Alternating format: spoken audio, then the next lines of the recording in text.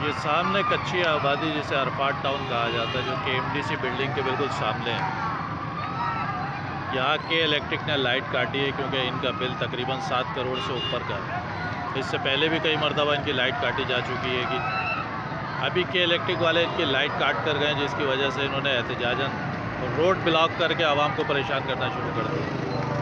आप इन बच्चों की तादाद देखें, एहतजाज लाइट जाने पर हो रहा है, लाइट कटने पर हो रहा है, लेकिन नज़र आपको सिर्फ बच्चे आ रहे हैं जिन्होंने ऑफिस से आने वाले लोगों को जो है परेशान करना शुरू कर दिया। रोड को दोनों साइड से ब्लॉक किया हुआ है, लेकिन ना ही आपको यहाँ पुलिस नज़र आएगी और ना ही रेंजर्स नज़र आएगी। क्यों? क्योंकि ये कच्ची आबादी के गैर मकामी लोग हैं। इनको इजाज़त है, इनको अख्तियार है हर किस्म का एहतजाज करने की। ये देखिए पूरा रोड ब्लॉक किया हुआ है। ये चारों तरफ से देखें, इन्होंने गाड़ियों को बंद करके आना जाना मुश्किल कर दिया।